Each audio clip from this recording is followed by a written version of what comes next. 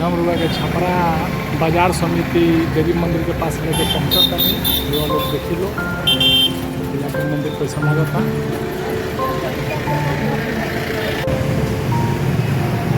छपरा बाजार समिति के मंदिर बा के दिन में देखा के प्रयास करते लोग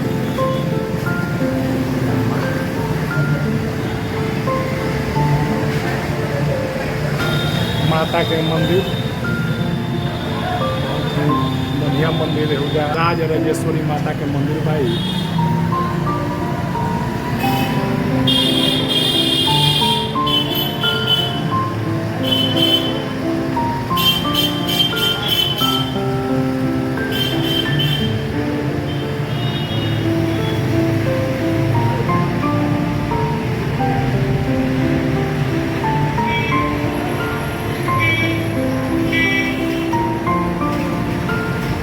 राधे कृष्ण।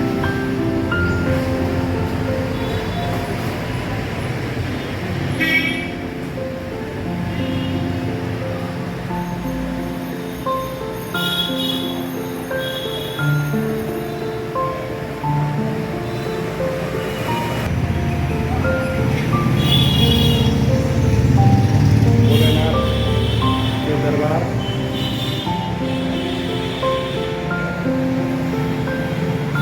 बाबा भोलेनाथ के दरबार भाई लोग देखी लो बाजार समिति के बगले में बा मेन रोडे पर सारा वाला रोड छपरा।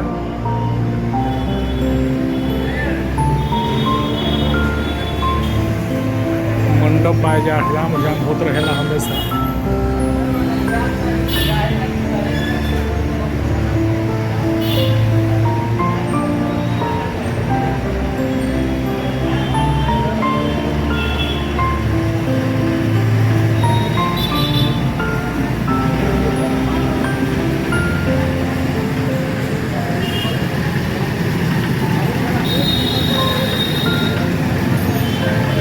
पंचमुखी हनुमान जी के मूर्ति बा जा।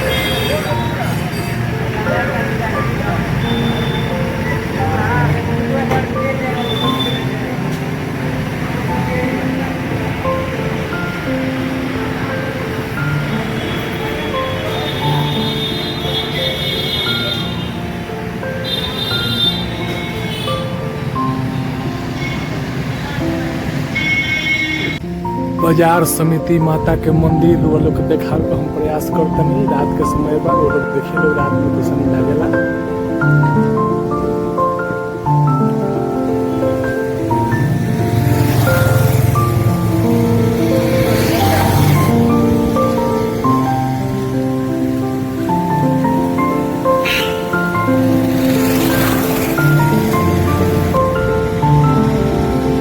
बहुत ही सुंदर नज़ारा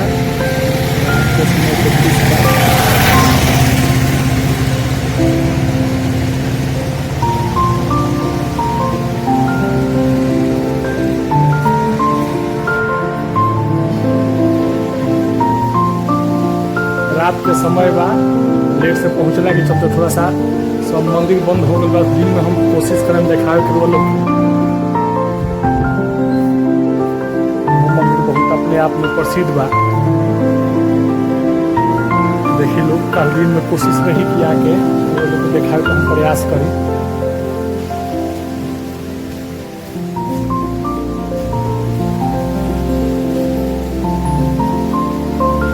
क्या नाम पड़ी बुआ? कहाँ घर? गौड़ा। तो कितना दिन से बनी है? 2018 से बनी है। अच्छा अच्छा, ये मंदिर के का नाम बा? ये कुछ विख्यात कैसे बा? का नाम? परमेश्वरी दुर्गा मंदिर। अच्छा, डेली मने भीड़ भाड़ होत रहेला, हमेशा पूजा पाठ हमेशा होत, भक्त लोग आवत रहेला। विशेष करके सुख समाज की विशेष होला। अच्छा, सुख समाज के पूरा भीड़ रहेला, विशेष करके भीड़ होला। ऐसे भीड़ बराबर होते रहेला। बात यूट्यूब चैनल सुशील कुमार प्रेमी के नाम से बा, कभी जाए देखें मोबाइल में सर्च मारे। हमार प्रयास ये है कि दूर दूर तक जाए, जहाँ जहाँ स्थान बा प्रकार के देखावे का प्रयास करेला, देखावे के कोशिश करेला। देखें कभी जाके, जब देखें तो पूरा लालसा भगवान के खाली मंदिरे के पूरा अइबे करी जन्नी। तो कोशिश हमारी यह रहेला कि जहाँ आदमी जाए। ठीक है, अगर वैसे बातचीत करके बड़ा अच्छा लागल। बना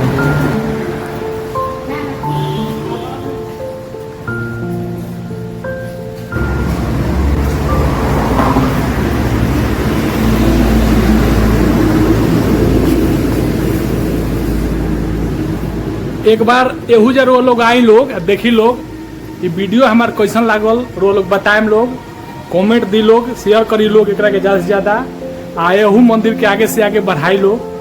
हमार तो यह जहाज में जाला यह कहे के प्रयास करला। हमार भोजपुरी ब्लॉग से भाई कैसन लागल वो लोग के बताई। कोशिश तो हमारी यह रही, दिखावे का प्रयास आदमी करता। आ कल आदमी कोशिश रही कि आके दिन में वीडियो बना के पूरा से पूरा देखावल जाओ और वो लोग के सामने परोसल जाओ, देखावल जाओ कैसन वीडियो लागता। बताएम लोग, कहे लोग वीडियो कैसन लागल वो लोग बताएम, लोग कमेंट करी, लोग बताएम लोग। हम सुशील कुमार प्रेमी वो लोग के बीच फिर दूसर वीडियो लेके प्रस्तुत होखेम। धन्यवाद, प्रणाम, नमस्कार, जय हिंद, जय बिहार, जय भोजपुरिया।